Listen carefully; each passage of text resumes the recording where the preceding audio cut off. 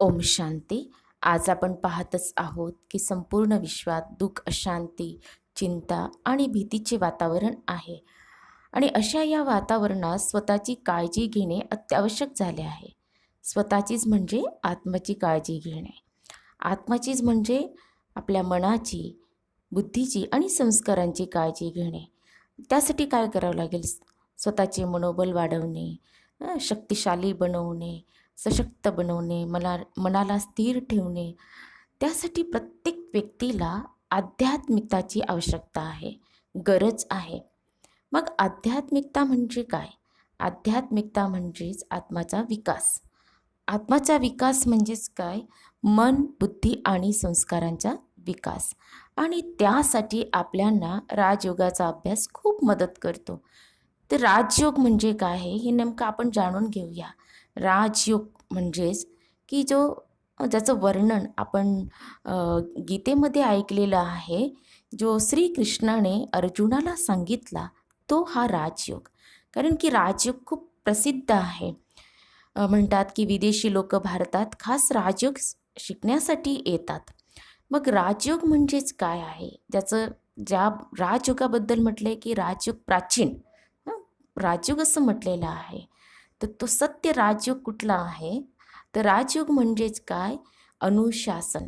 राजयोग म्हणजे आपल्या आपले जे अनादी संस्कार आहेत त्याच्याकडे जाण्याची यात्रा म्हणजेच राजयोग. राजयोग म्हणजेच आत्माचं परम आत्माशी संवाद, मिलन. राजयोग म्हणजे आपल्या मनाला योग्य दिशा देणं.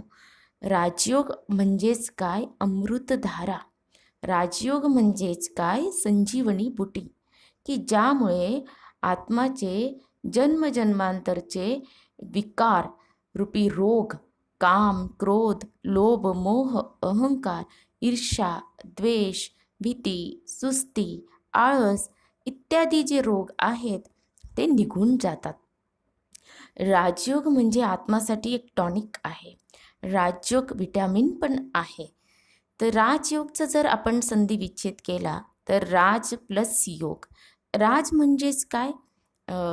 एक त्याचा अर्थ होतो राजाई आणि दुसरा त्याचा अर्थ होतो रहस्य. तर आपल्याला बरेच काही रहस्य राजयुगामुळे समजतात. कुठले कुठले रहस्य आपल्याला कळतात?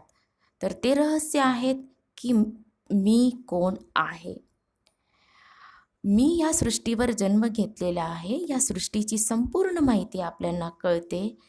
माझे सत्यपिता कोण आहेत याबद्दल आपल्याला माहिती मिळते. बरेच काही असे प्रश्न आहेत जे आपल्या मनामध्ये आहेत. त्या प्रश्नांची उत्तरं आपल्याला राजयोगामुळे अवश्य मिळतात. तर चला मग आपण या राजयोगाचे जे सत्य ज्ञान आहे, जे स्वतः परमपिता परमात्माने येऊन या सृष्टीवर दिलेले आहे, तर ते आपण जाणून घेऊया. सर्वप्रथम स्वतःला हे प्रश्न तुम्ही विचारा. 1 मिनिट शांत बसा आणि ह्या प्रश्नांची उत्तरं स्वतःला विचारून द्या की मी कोण आहे. याचं उत्तर काय मिळतं? मला कुठे जायचे आहे आणि मी कुठून आलेलो आहे. माझे कर्तव्य काय आहे? तर अशा प्रश्नांची जी उत्तरं आहे ती राजयोगामुळे तर आपल्याला मिळणारच आहेत. आपण कधी विचार केलाच नाही की मी कोण आहे. कारण की आपण बघा संपूर्ण दिवसभरामध्ये 2 शब्दांचं उच्चारण करत असतो आणि ते 2 शब्द म्हणजे कुठले? मी आणि माझे. आपण कधी असं म्हणत नाही मी नाक आहे, मी डोळे आहे, मी कान आहे, मी हात आहे, मी पाय आहे. आपण कधी असं म्हणतच नाही. परंतु आपण नेहमीच म्हणतो माझे डोळे, माझे नाक, माझे कान, माझे हात. मग आपण विचार केला का मी म्हणणारं कोण आहे? कधीच आपण विचार केला नाही. बघा जेव्हा आपल्याला चटका बसतो, हाताला चटका बसला, तर चटका नेमकं कोणाला बसला? शरीराला की आत्माला? विचारा स्वतःला कोणाला चटका बसतो? कारण की जेव्हा आपण बघतो एखाद्याचा मृत्यू होतो, तो मृत्यू होतं म्हणजे नेमकं काय होतं, की त्या शरीरामधून जी चैतन्य शक्ती आहे ती निघून जाते आणि म्हणतात की ज्योत निघून गेली. आता त्या शरीराची काही व्हॅल्यू नाही, काही किंमत राहिली नाही आणि म्हणून त्या शरीराला जाळलं जातं तरीसुद्धा शरीराला चटके बसत नाही. पण नेमकं चटके कोणाला बसतात? याचं उत्तर आपल्याला हेच मिळतं की ह्या शरीरामध्ये जी चैतन्य शक्ती आहे तर ती म्हणजे आत्मा आणि ती आत्मा या संपूर्ण आपल्या शरीराला चालवते. पण आपण स्वतःला काय समजतो की मी शरीरच आहे आणि म्हणूनच राजयोगामुळे आपल्याला या प्रश्नाचं उत्तर मिळतं की मी शरीर नाही आहे, मी देह नाही आहे, परंतु मी कोण आहे तर एक आत्मा आहे.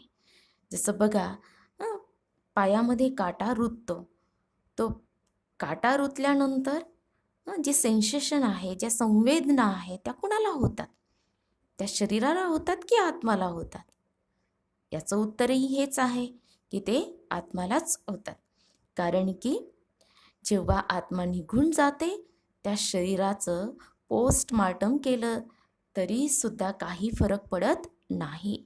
म्हणजेच काय, की आपल्याला हे सत्य ज्ञान माहिती पाहिजे की मी शरीर नाही, परंतु मी कोण आहे? आत्मा आहे. कारण की शरीर हे विनाशी आहे आणि आत्मा कशी आहे तर अविनाशी आहे. आत्माचा कधीच विनाश होत नाही. आत्मा अजर आहे, आत्मा अमर आहे, म्हणून आत्मा कधी मरत नाही. आपण म्हणतो, बरेच जण म्हणतात की ते शरीर नश्वर होतं, 5 तत्वांचं होतं, प्रकृती म्हटलं जायचं आणि म्हणूनच ते 5 तत्वांमध्ये शरीर काय होतं? विलीन होऊन जातं.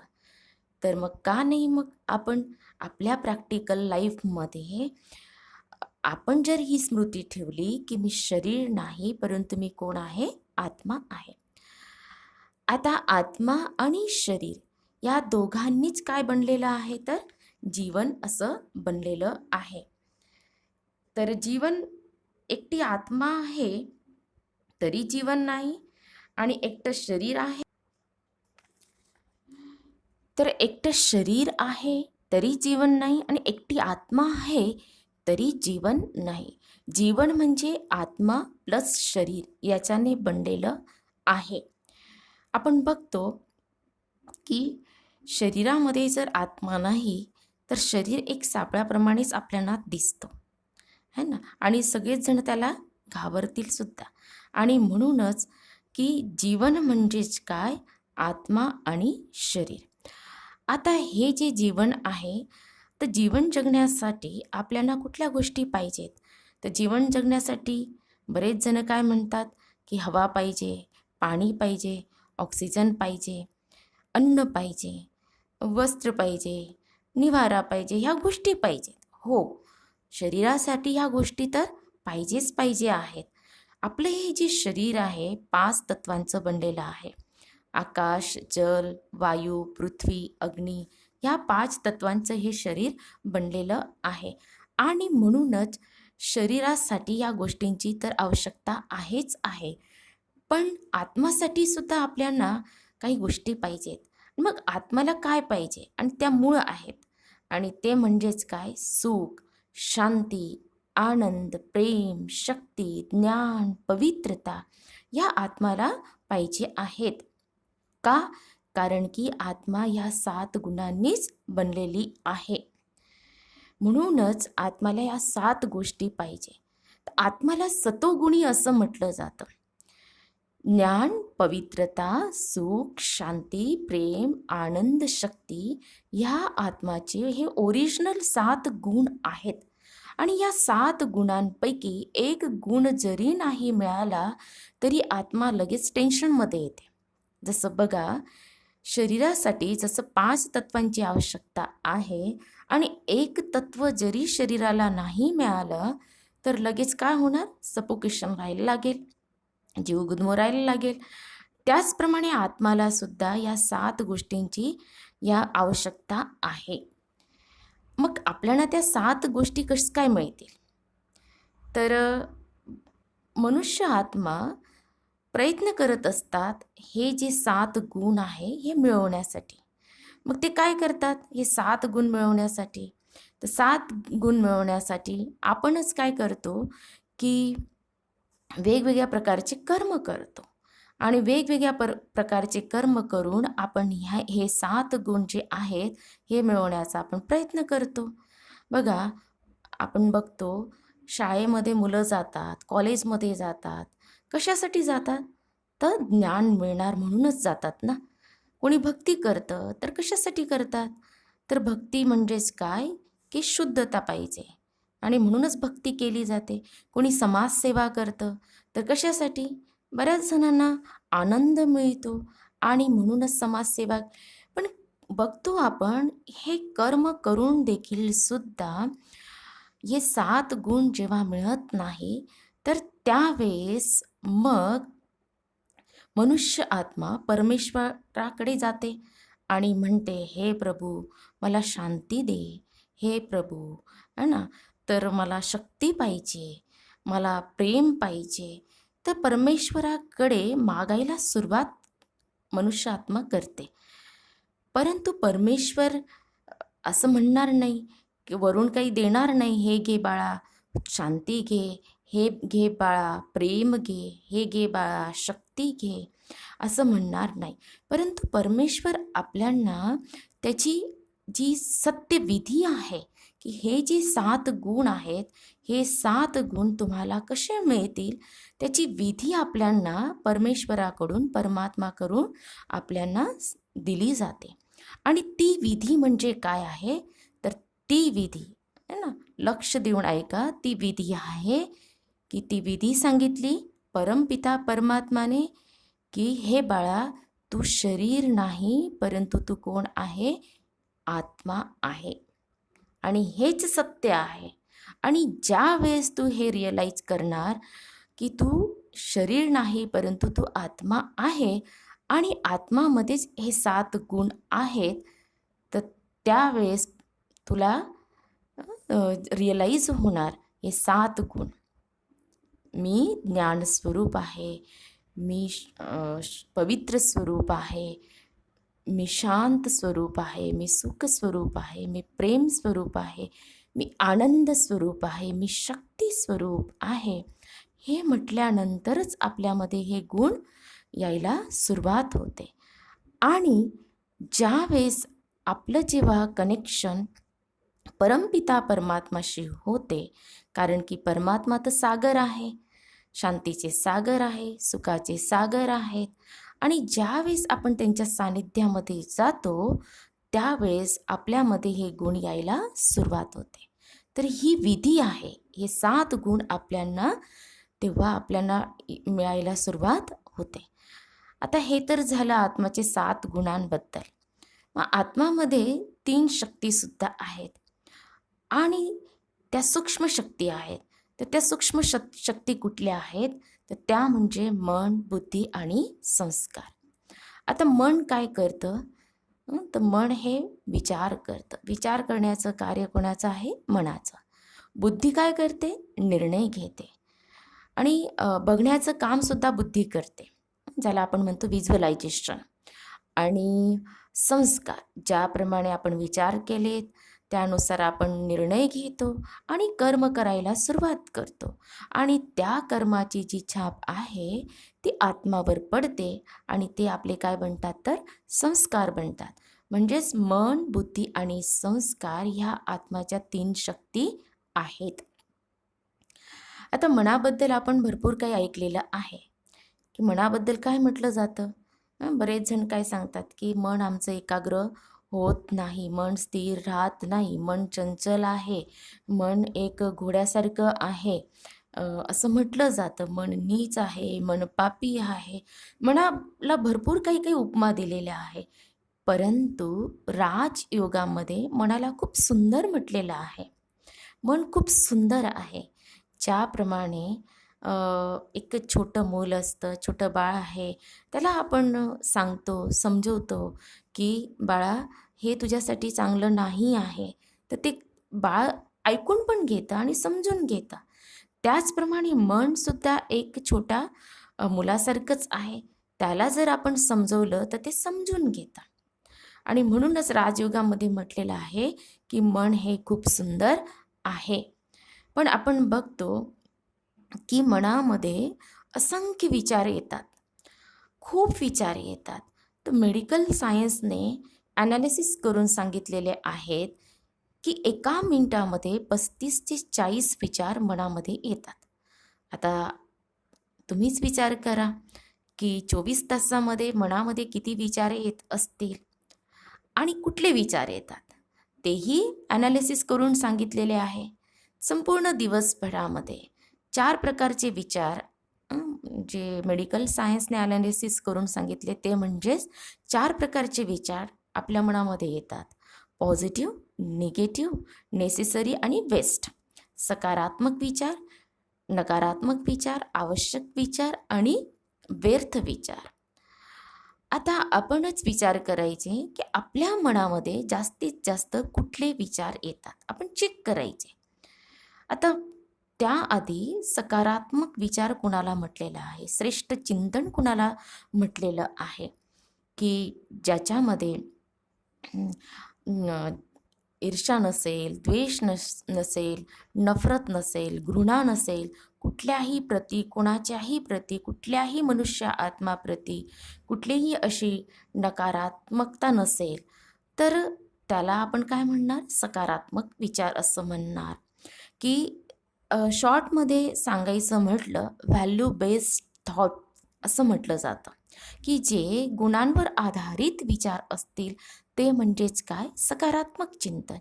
नकारात्मक म्हणजेच काय, की समजा कोणी एखाद्याने आपला अपमान केला आणि तो आपल्याला सहन होत नाही आणि ते सारखे विचार येतात, मी सुद्धा काय करणार, एक दिवस त्याचा सगळ्यांसमोर अपमान करणार, मी बदला घेणार.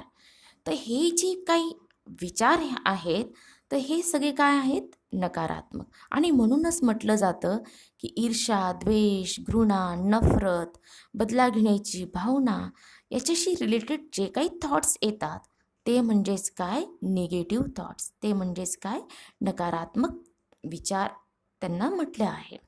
मग आवश्यक विचार कुठले, तर आवश्यक विचार म्हणजे आपली रोजची जी दिनचर्या आहेत, तर दिनचर्याशी रिलेटेड जे काही विचार येतात ते म्हणजेच आवश्यक विचार. तर सकाळी उठल्याबरोबर आपण विचार करतो की आज मला असं करायचं आहे, तसं करायचं आहे, असे माझं काम आहे. तर याच्याशी रिलेटेड जे काही विचार आहेत ते म्हणजेच काय, आवश्यक विचार, दिनचर्याशी रिलेटेड. चौथ्या प्रकारचे जे विचार आहेत ते म्हणजे वेस्ट. आता याला वेस्ट का म्हटलं आहे, जे पास्टमध्ये ज्या काही घटना घडून जातात त्याच्यामध्ये बघा सुखद पण असतात तर दुःखद पण असतात. तर दोन्ही प्रकारच्या घटना असतात. जर का चांगल्या ज्या घटना आहेत आणि त्यांना आपण आठवण करत आहोत की ज्याच्यामुळे आपल्याला आनंद मिळतो आहे, आपली एनर्जी वाढते आहे, तर ठीक आहे. परंतु ज्या काही दुःखद घटना आहेत है ना, की ज्याच्यामुळे आपल्याला त्रास होतो आणि मन आपलं ज्याच्यामुळे का होतं, कमजोर बनत जातं, तर ते विचार जर आपण केले तर का होणार. म्हणजेच काय, की बघा त्याच्यामुळे वेस्ट थॉट का म्हटले, की ज्याच्यामुळे आपली एनर्जी वेस्ट होते, ऊर्जा आपली नष्ट होते, आपलं टाईम पण काय होतं, वेस्ट होतं. आणि म्हणूनच त्याला वेस्ट थॉट असे म्हटलेले आहे. तर मग का नाही आपण पॉझिटिव्ह विचार करायला पाहिजे. आता बघा संपूर्ण विश्वाचा जर विचार केला तर जास्तीत जास्त संपूर्ण विश्वामध्ये नकारात्मकता एवढी वाढलेली आहे, निगेटिव्हिटी एवढी वाढलेली आहे आणि म्हणूनच त्याचा इफेक्ट आपल्यावर येतो. आणि म्हणूनच मी सुरुवातीला म्हटले की राजयोग आपल्याला मदत करतो आपल्या मनाला शक्तिशाली बनवण्यासाठी, आपल्या मनाला सशक्त बनवण्यासाठी राजयोग खूप मदत करतो. मग आपल्या मनाला शक्तिशाली बनवायचे असेल तर आपल्याला आपल्या मनाची दिशा म्हणजेच काय, विचारांची जी दिशा आहे ती चेंज करावी लागेल. म्हणजे जेव्हा काही आपल्या मनामध्ये निगेटिव्ह थॉट्स येतील, निगेटिव्ह विचार येतील, वेस्ट थॉट्स येतील, व्यर्थ विचार येतील, तेव्हा आपण आपल्या विचारांची जी दिशा आहे ती चेंज करायला पाहिजे. बघा, मी तुम्हाला एक उदाहरण सांगते. जेव्हा आपण गाडी चालवतो, तर गाडी जेव्हा चालवतो तर मध्येच स्पीड ब्रेकर येतो किंवा टर्न येतो, तर त्यावेळेस आपण काय करतो? ब्रेक नक्कीच लावतो. जर ब्रेक नाही लावला तर काय होणार? ब्रेक नाही लावला तर ॲक्सिडेंट होऊ शकतो. त्याचप्रमाणे आपल्या मनामध्ये जेव्हा खूप विचार चालतात, खूप विचार येतात, कारण की निगेटिव्ह जे विचार असतात, तर निगेटिव्ह विचार एक जरी आला त्याचा पाठोपाठ खूप विचार यायला सुरुवात होते आणि त्यावेळेस ब्रेक द्यायला आपल्याला यायला पाहिजे. आणि जेव्हा आपण ब्रेक देणार, थांबायला पाहिजे आणि मग आपण पॉझिटिव्ह विचार करायला सुरुवात करायला पाहिजे. मग तेव्हा आपलं मन काय होणार? शक्तिशाली होणार. आणि म्हणूनच म्हटलं जातं की जैसा आप सोचोगे वैसा ही आप बनोगे. As you think so you become. मनाबद्दल म्हटलेलं आहे की मन से हारे हार, मन से जीते जीत. मन ही अपना मित्र है, मन ही अपना शत्रू है. तो अपने हात में है, असं म्हटलं जातं. मग का नाही आपण आपल्या मनामध्ये श्रेष्ठ चिंतन, सकारात्मक विचार करायला सुरुवात करूया? पण त्याचा आधार काय आहे की सकारात्मक चिंतन कसं काय होणार, श्रेष्ठ चिंतन कसं काय करू शकणार? त्यासाठी आपल्यांना चांगलं पाहावं लागणार, चांगलं ऐकावं लागणार, चांगलं बोलावंसुद्धा लागणार आणि चांगलं साहित्यसुद्धा आपल्यांना वाचावं लागणार. तेव्हाच आपल्या मनामध्ये श्रेष्ठ चिंतन, चांगले विचार येतात. आणि म्हणूनच म्हटलं जातं, बघा, आपण ऐकतो की सकाळी सकाळी उठल्याबरोबर की परमेश्वराचं नाव घ्यायला पाहिजे, असं म्हटलं जातं. का म्हटलं जातं?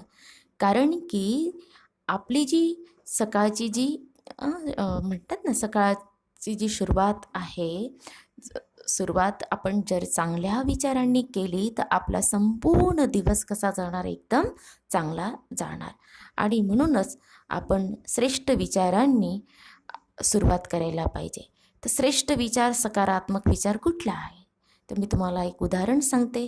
जसं आता आपल्याला माहीत झालं की मी शरीर नाही आहे, परंतु मी कोण आहे? एक आत्मा आहे. तर हा सुद्धा एक श्रेष्ठ विचार झाला.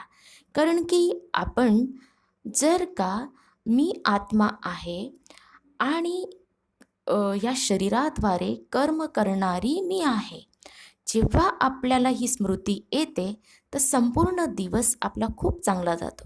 आता त्याच्याही पुढे आपल्यांना अजून श्रेष्ठ विचार मिळाला आणि तो म्हणजे कुठला? की मी आत्मा शांत स्वरूप आहे. मी 7 गुणांबद्दल तुम्हाला सांगितले की ओरिजिनल आपले 7 गुण आहेत. आत्मा 7 गुणांनी बनलेली आहे. तर हा सुद्धा एक श्रेष्ठ विचार झाला. मी आत्मा सुख स्वरूप आहे, मी आत्मा प्रेम स्वरूप आहे, मी आत्मा आनंद स्वरूप आहे, मी आत्मा शक्ती स्वरूप आहे, मी आत्मा पवित्र स्वरूप आहे, मी आत्मा ज्ञान स्वरूप आहे. तर हेच काय झाले? श्रेष्ठ विचार झाले. तर मग सकाळी उठल्याबरोबर तुम्ही हा विचार केला की मी एक शांत स्वरूप आत्मा आहे आणि आज मला संपूर्ण दिवस शांतमध्येच राहायचं आहे.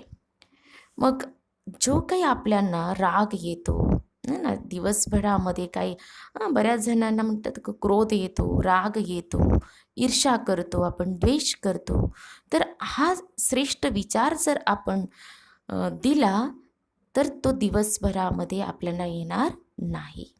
आणि अशाच प्रकारे आपण ह्या श्रेष्ठ विचारांनी नकारात्मक विचारांवर आपण काय विजयी मिळवू शकतो. जसं म्हटलं जातं, बघा, एखाद्या व्यक्तीला खूप राग येत असणार, त्याला सांगितलं आज तुला सुट्टी दिलेली आहे, संपूर्ण दिवसभर तुला काय करायचं आहे? आज रागच करायचा आहे, क्रोधच करायचा आहे. करू शकणार का? करू शकणार नाही, करू शकणार का?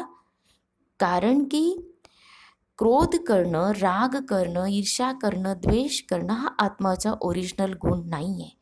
ज्याप्रमाणे आपण बघतो पाणीला कितीही गरम केलं पण नंतर ते काय होतं? थंड होतंच.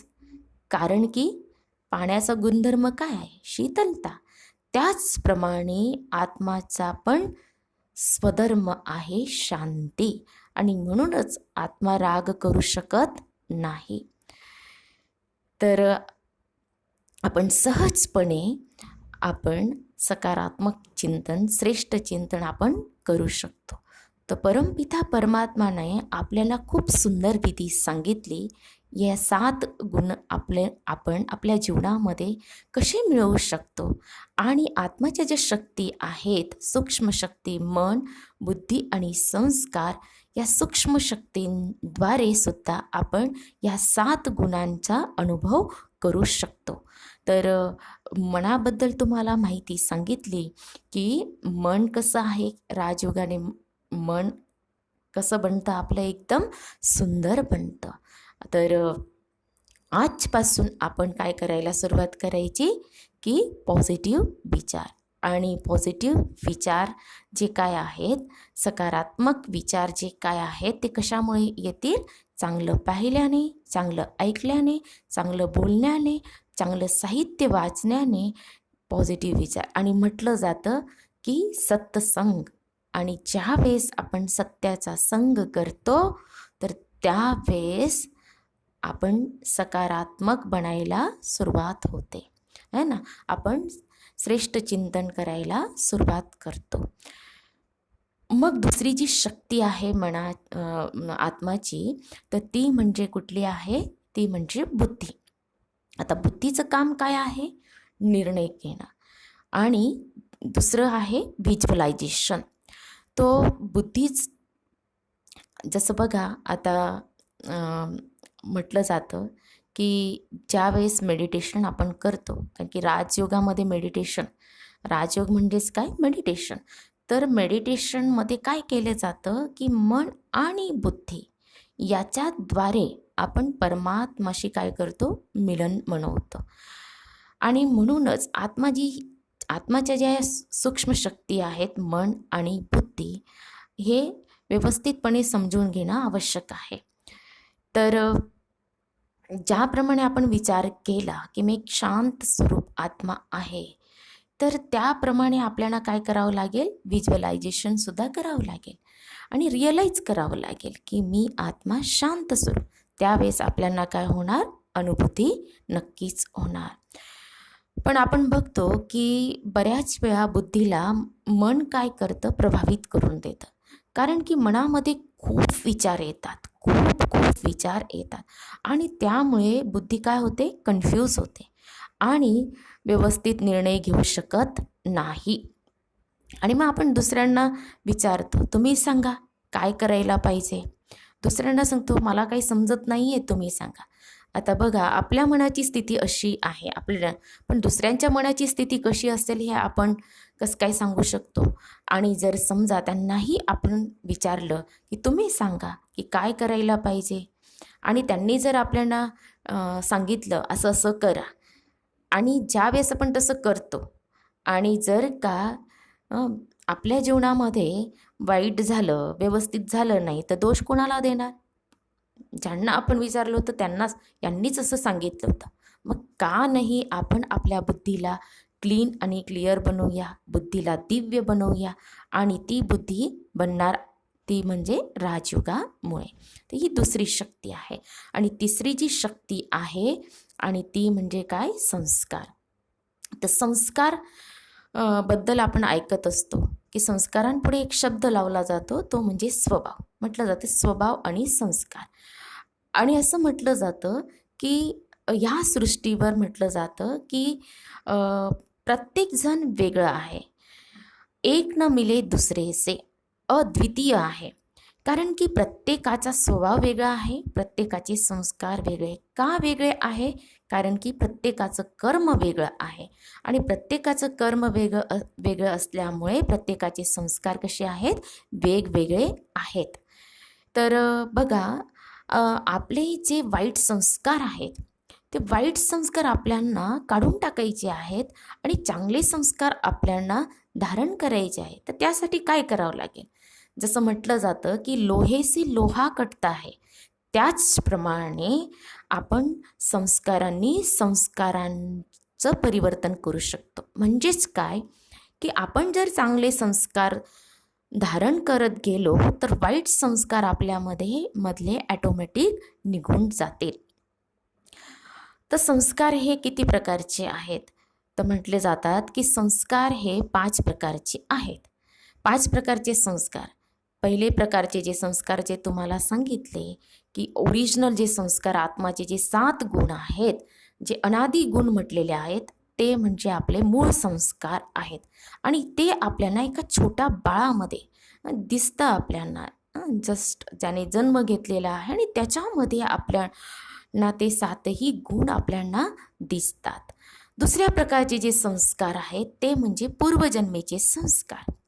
आपण बघतो की काही 2 वर्षाचं असेल, 3 वर्षाचं असेल मूल आणि कोणी गीत गातं आहे, कोणी श्लोक म्हणतं आहे, कोणी डान्स करतं आहे. तर कशामुळे? की म्हणतात की त्याचे जे मागच्या जन्मीचे जे संस्कार होते ती आत्मा घेऊन आलेली आहे, असं म्हटलं जातं. पूर्वजन्मीचे जे संस्कार. आणि काहीमध्ये तर एवढी तीव्रता असते की त्यांना मागच्या जन्मीचे सुद्धा आठवतं की माझं परिवार असा होता, माझा मृत्यू असा झाला, बऱ्याच जणांना, आणि हे प्रूफ झालेलं आहे. तर ते म्हणजे पूर्वजन्मीचे संस्कार. सांगितलं की काहींची तीव्रता जास्त असते आणि काहींची ते कमी असते. प्रत्येक आत्मा पूर्वजन्मीचे संस्कार घेऊन आलेली असते. तिसऱ्या प्रकारचे जे संस्कार आहेत ते म्हणजे अनुवांशिक, हेरिडिटरी संस्कार ज्याला म्हटलेलं आहे. त्याच्यामध्ये चांगले पण असू शकतात तर वाईट पण असू शकतात. आणि चौथ्या प्रकारचे जे संस्कार आहेत ते म्हणजे संघचे संस्कार. म्हटलं जातं ना, जैसा संग वैसा रंग. जैसा संग वैसा रंग, जैसा पानी वैसी वाणी, जैसा अन्न वैसा मन. हे आपण ऐकलेलं आहे. आणि म्हणूनच आपण बघतो बरेच आई वडील आपल्या मुलांना चांगले संस्कार मिळावेत आणि म्हणूनच आधी संग पाहतात, सोबत बघतात की त्याची सोबत चांगली आहे का. कारण की आपल्याला माहिती आहे की एखाद्याच्या सोबत चांगली नसली तर का होतं ते. आणि म्हणूनच संगची संस्कार हे महत्त्वाचे आहे. आणि 5व्या प्रकारचे जे संस्कार आहेत ते म्हणजे विल पॉवर, इच्छाशक्ती, संकल्पशक्ती ज्याला म्हटलेलं आहे. आपल्याला माहिती आहे की 9 वर्षाचा नरेंद्र ज्याने आपल्या विल पॉवरला जागृत केले आणि ते काय बनले? स्वामी विवेकानंद बनले. मदर टेरेसा, महात्मा गांधी, आपल्या पुढे बरेच उदाहरणं आहे. आणि वर्तमानमध्ये आपण बघतो आहोत की आपले प्राईम मिनिस्टर जे आहेत नरेंद्र मोदीजी, अशा या लॉकडाऊनमध्ये सुद्धा त्यांनी आपल्या मनाला कसं सशक्त ठेवलेलं आहे. त्यांची विल पॉवर आपल्याला दिसून येते. तर हे जे विल पॉवरचे जे संस्कार आहेत ते सुद्धा आत्मामध्ये आहेत.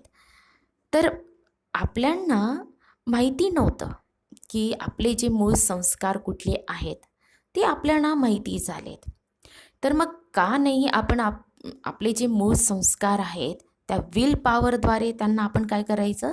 जागृत करायचं. जागृत त्याला शब्द दिलेला आहे इमर्ज, की आपल्यामध्ये ते आहेत आणि त्यांना आपल्याला काय करायचं आहे? जागृत करायचं आहे. आणि ते जागृत होतील राजयोगामुळे. आणि राजयोगामुळे आपल्याला जे पहिला पाठ शिकवला आणि तो म्हणजे काय? मी शरीर नाही, परंतु मी कोण आहे? एक आत्मा आहे आणि माझे ओरिजिनल गुण, माझे ओरिजिनल संस्कार, माझे मूळ संस्कार 7 आहेत. ते लक्षात ठेवणं महत्त्वाचं आहे, स्मृतीमध्ये ठेवणं आवश्यक आहे. आणि संपूर्ण दिवसभरामध्ये ह्या स्मृतीत आपण जर राहिलो तर आपल्याला ह्या 7 गुणांची अनुभूती नक्कीच आपल्याला होते.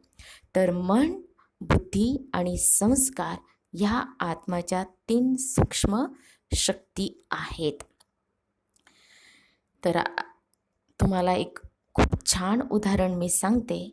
बघा की गाडीमध्ये जर ड्रायव्हर नसेल तर गाडी चालू शकेल का? नाही.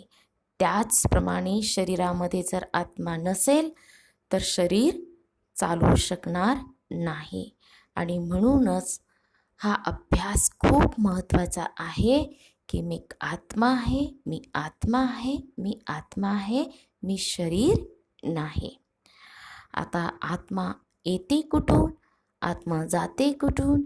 आत्माचे खरं घर कुठलं आहे? तिचं मूळ घर कुठलं आहे? हे मी तुम्हाला पुढच्या लेसनमध्ये सांगणार. तोपर्यंत ओम शांती, ओम शांती, ओम शांती.